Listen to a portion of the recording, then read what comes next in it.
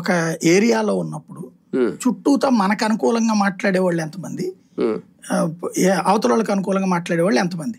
సాధారణంగా పల్లె ప్రాంతాల్లో పలుకుబడి ఉన్నోడిదే రాజ్యం. ఆడు తప్పు చేసినా సరే చుట్టుపక్కలోడు అవి పోనీ ఆయనకి స్థాయిలో ఏదో చిన్న పొరపాటు జరుగుతుంది వదిలే అంటారు. అదే చిన్నోడైతే కనుక ఏందిరా బలిసిపోయి కొట్టుకుంటున్నావు అని మాట్లాడతారు. ఆ తరహా పెద్దరికపు వ్యవహారం తెలుగుదేశం చేస్తుంది. తెలుగుదేశానికి అనుకూలంగా దబాయించి పెట్టడానికి పవన్ కళ్యాణ్ ఉంటాడు, తెలుగుదేశానికి అనుకూలంగా దబాయించడానికి బీజేపీ ఉంటుంది.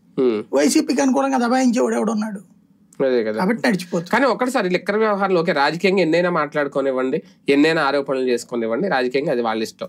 కానీ ప్రజల ప్రాణాలతో చెలగాట వాడేస్తున్నారు. ఇప్పుడు అది స్పిరిట్ లెవెల్ కొంచెం ఎక్కువైతేనంటే మొన్న ఎవరో ఒక అనాలిసిస్ రాస్తే చదివాను నేను. ఇప్పుడు తెలియదు, క్రమక్రమంగా కొన్నాళ్ళకి లోపల వాళ్ళకి లివర్లే చెడిపోయి చచ్చిపోతారండి వాళ్ళు. అది మళ్ళీ అది ఏదో ఖాతాలు వేసేస్తారు, ఈ నకిలీ లిక్కర్ తాగేరు నీరు. రేపు పొద్దున అలాగ భారీగా ప్రాణ నష్టం జరుగుద్ది. ఇదే కనుక వైసీపీలో జరుగుంటే వేరే రకంగా ఉండేది. ఈ విషయంలో దీని మీద ప్రతిపక్షంలో వైసీపీ కూడా కాస్తంత అంత యాజిటేషన్ చేయలేకపోతుందా?